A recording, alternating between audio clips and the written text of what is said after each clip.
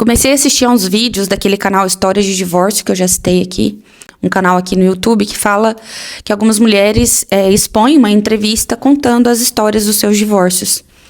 E algumas coisas me chamaram bastante atenção depois que eu assisti um volume de vídeos assim, em que eu percebi algumas falas que se repetem, independente do contexto da separação, independente do contexto de dor de cada divórcio, de cada história, mas que são peculiares e que me fizeram refletir, pensar um pouco sobre isso.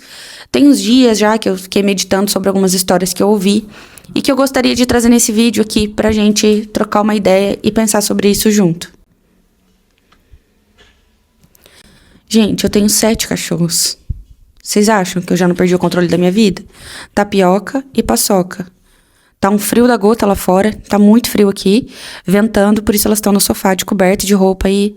Eu posso trabalhar, pessoal? Posso trabalhar? Vocês me liberam? Obrigada, agradeço, beijo. Sim, elas vão... Releva, tá? E o que eu queria falar nesse vídeo hoje é sobre algumas frases peculiares e comuns à maioria dos vídeos das mulheres que eu assisti. A que mais me chamou a atenção e que vai ser o motivo do nosso vídeo hoje é com relação à descoberta das traições por parte do parceiro. 99,999% das mulheres em que eu vi os vídeos em que a traição permeava esse divórcio, que é na maioria dos casos, a frase que todas elas repetiram nos vídeos foi: eu não imaginava. Eu não esperava. E num primeiro momento você pode achar assim, claro, quem que espera ser traída? Quem que espera um negócio desse? Quem imagina que depois que casar vai acontecer uma traição e você vai acabar se divorciando por causa disso? Sim, é algo que na realidade ninguém espera mesmo. Afinal, você não se casa com uma pessoa que você não confia, né? A princípio.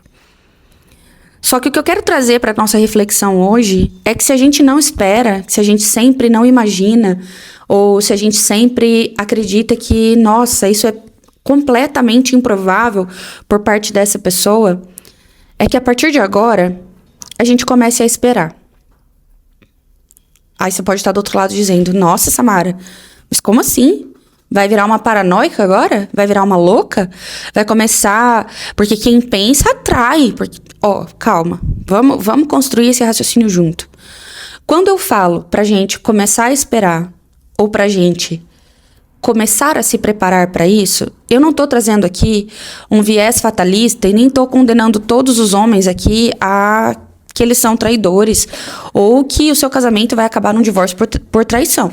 Não é isso. O que eu quero trazer aqui é que muitas vezes a gente tá imersa numa relação de forma tão ingênua e tão entregue que realmente a gente se coloca numa situação em que você acredita piamente na fidelidade e nos atos de outra pessoa. A questão é que a gente não controla os atos, nem os pensamentos, nem as atitudes, nem as decisões da outra pessoa.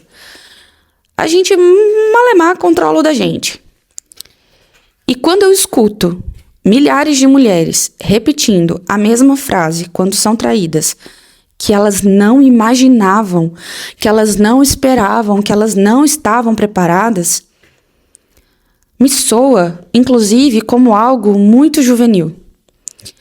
E eu não tô querendo dizer juvenil no sentido de que, não, então é porque todos os homens são traidores e a gente tá vivendo no mundo da carochinha, tentando acreditar que eles, na verdade, eles não são assim. Eu não tô aqui falando de gênero, tá? Porque a traição é uma escolha que pode vir de ambas as partes. A traição pode ser uma escolha vinda tanto dos homens quanto das mulheres. A questão é, por que as mulheres não esperam? Por que as mulheres são pegas tão de surpresa assim? Será que realmente esses homens são tão inteligentes e tão convincentes, tão manipuladores assim, que realmente te façam acreditar numa fidelidade quase imaculada? Ou será que nós mulheres nos colocamos nessas relações de forma tão dependente que ainda que os indícios estejam na ponta do nosso nariz, a gente faz de tudo para não querer enxergar? Sabe aquela frase? Outro dia eu vi uma menina no Reels falando isso. A lição que eu aprendi no meu último relacionamento é não mexa no celular do parceiro, porque se você mexer, você vai achar. Oi? Como assim, gente? Primeiro, que se você tem um parceiro, se você tem um relacionamento sério, em que você não tem acesso ao celular do outro, já tem alguma coisa aí bem esquisita. Ah, não, porque ele me disse que é por questões de privacidade. Privacidade é meus ovos, né, meu amigo? Privacidade pra deitar e ver o meu chibiu, você não tem. Agora, pra querer... porque não pode ver o celular, me poupe, tá? Se você é mulher e cai nessa ladainha, a privacidade de celular de homem tem um nome só. Chifre, tá bom? Então tá bom. Porque quem não tem o que esconder, não teme. Então, pera lá. Vamos colocar o nosso pezinho na realidade, vamos entender do que é que a gente tá falando. Eu não esperava, eu não imaginava. Gente, pelo amor de Deus. Então, a gente tem que começar a esperar. E eu não tô falando aqui no sentido alienado de você ficar hipervigilante, virar uma paranoica, fuçar o celular do cara, querer saber com quem que ele tá, virar uma louca. Não é isso, insegura. Não. Não é sobre essa ótica que eu tô falando. Quando eu falo, então a gente tem que começar a esperar, a gente tem que começar a perceber e a se preparar para quando isso acontecer, se acontecer, mas para quando isso acontecer, é no sentido da gente olhar para nós com uma sinceridade, com uma honestidade, de curar em nós todas as nossas questões, principalmente a questão da dependência emocional, porque uma vez estando consciente de que você não tem controle sobre os atos de outra pessoa e que você pode não ser uma criatura privilegiada, imaculada, salve, salve, a se casar com um príncipe perfeito que jamais irá te decepcionar, cá entre nós, é bem mais provável que você tome uma gaia na sua vida do que você não tome, né? Ai, Samara, eu acho que você tá sendo muito, muito, muito fatalista. Você tá sendo muito exagerada. Porque, assim, o meu marido... Bicha, vamos falar da regra aqui, tá? Se você é casado com um santo, que bom pra você. Mas a gente vai falar da regra aqui, não da exceção, tá? Eu tô dizendo que todos os homens são infiéis? Óbvio que não. Não são. Da mesma forma que nem todas as mulheres são fiéis e prestam também, entendeu? Já vou falar mais uma vez, não é questão de gênero. Porque se você é homem, você também deveria ficar com a sua antena em pé, tá? Eu tô só falando que a gente não pode estar dentro de uma relação completamente iludido, achando que você está numa zona de segurança whatever. Porque você não tá. E falando aqui do ponto de vista de mulher, se você ainda está numa situação que além de dependente emocionalmente, você está dependendo financeiramente deste parceiro, você está 10 mil vezes mais encrencada.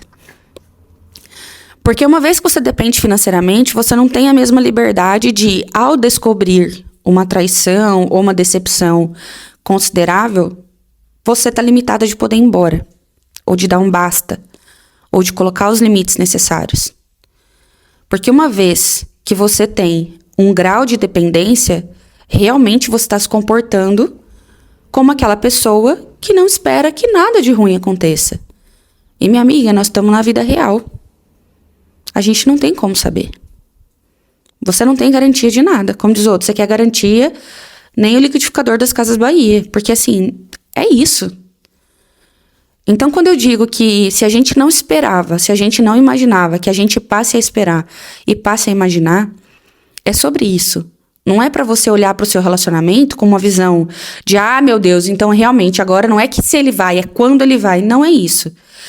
É só sobre você se perguntar e olhar honestamente pra você, se convencendo de que isto é uma possibilidade. E que se em algum momento essa possibilidade virar uma realidade e isso acontecer, o que é que você pode fazer por você numa situação dessa? Samara, mas eu sou daquelas que o casamento pra mim é até que a morte os separe. Então eu perdoaria. Tá bom. Eu não tô aqui pra julgar. No meu casamento o acordo é claro. Se houver traição, você tá fora. Se no seu o acordo é diferente, tudo bem. Só que, ainda que você perdoe, você concorda comigo que decidir ficar deveria ser realmente uma escolha e não uma sentença? Onde você não tem outra possibilidade? Porque ainda que você perdoe e escolha ficar, você não tá isenta da dor, da frustração e da decepção que vai ser continuar esse relacionamento quebrado, que você vai tentar colar. Percebe?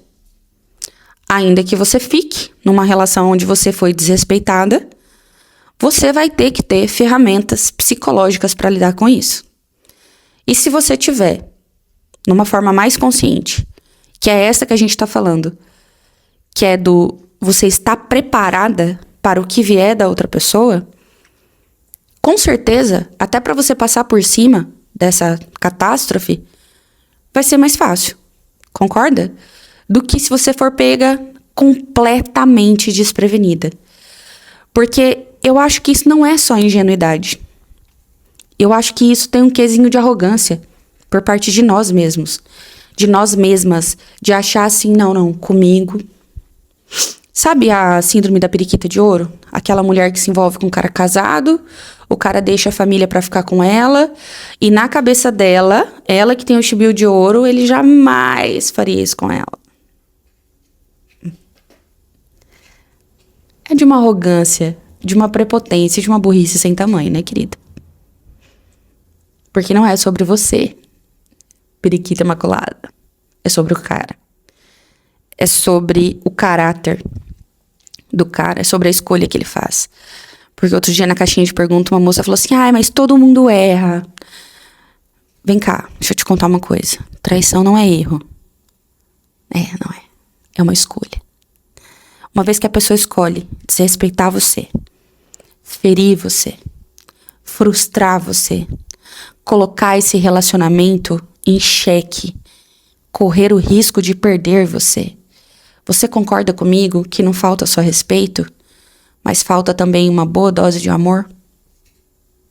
Não, mas eu sei que ele me ama. A gente acredita no que quiser. A gente acredita e se conta a história que quiser. A questão aqui não é essa. A questão aqui é: a gente precisa parar de ser ingênua, ou arrogante, ou iludida, ou alienada, para que a gente entenda que a gente precisa ter o suporte necessário para enfrentar o que vir da outra parte, em qualquer momento da sua vida. Agora a gente tá numa febre, já tem um tempinho, né, da esposa troféu.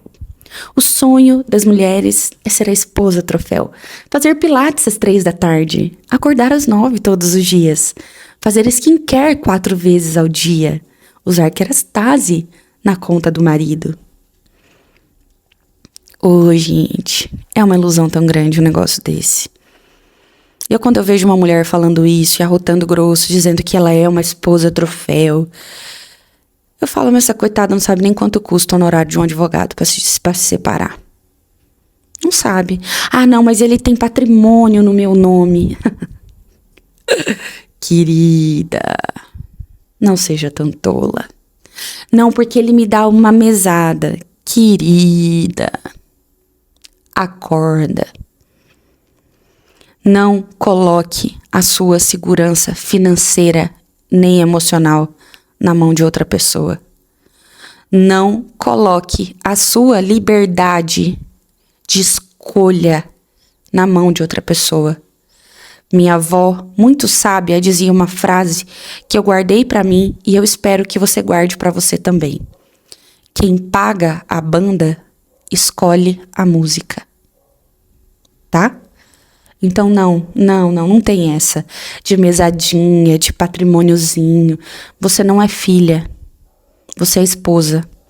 E ainda que você tenha um marido que te proporcione um excelente conforto e uma vida boa, a sua vida, a provisão da sua vida, a existência que você tem nessa terra é responsabilidade sua. De mais ninguém. E quando você se coloca nesse papel de espectadora da sua vida e não de protagonista, você se sujeita a ser a próxima a ser entrevistada lá no canal do divórcio pra dizer assim, ai, mas ele me dava tudo, eu tinha patrimônio mesado, então eu não esperava.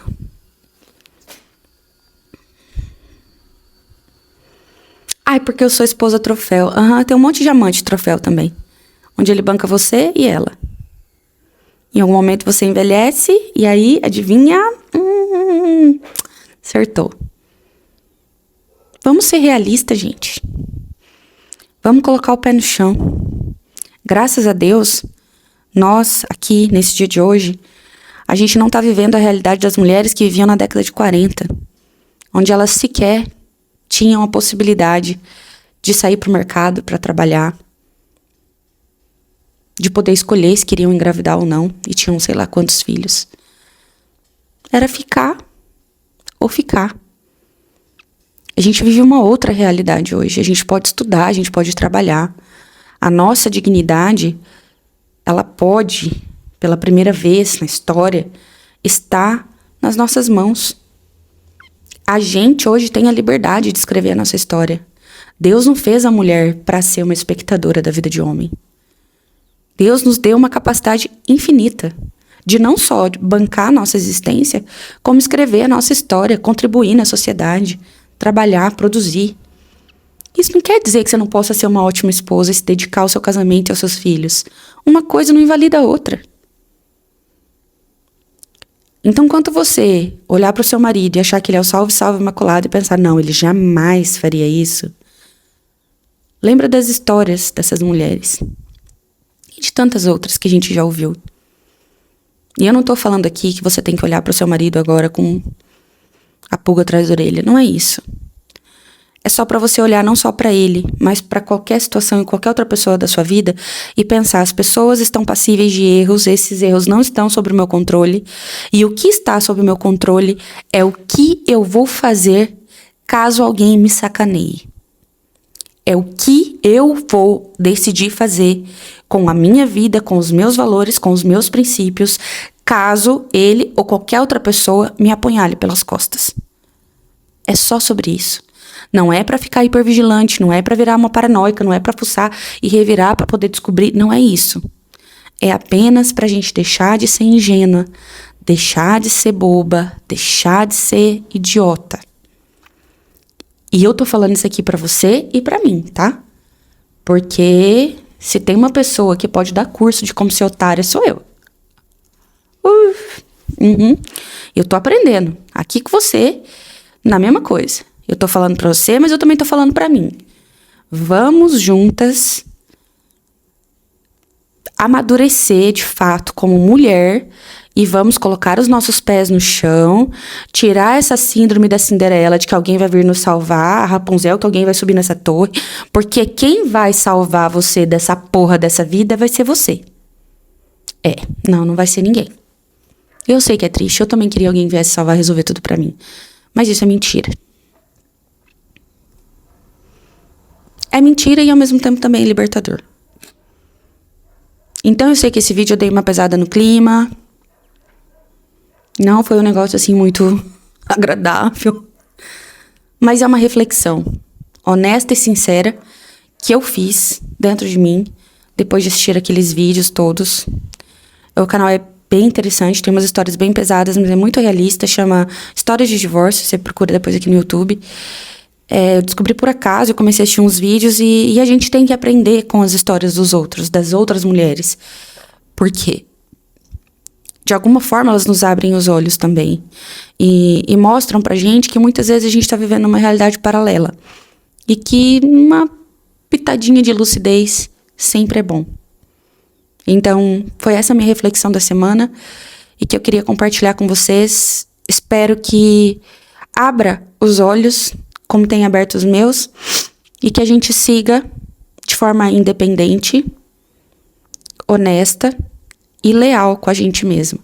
Que a gente possa se salvar de qualquer enrascada que uma outra pessoa colocar a gente. E eu vou ficando por aqui. Eu desejo um excelente dia. Pensa sobre isso. E qualquer coisa, deixa aqui nos comentários. Se você concorda, se você não concorda, a gente pode trocar uma ideia. Tá bom? Um beijo. Até o próximo vídeo.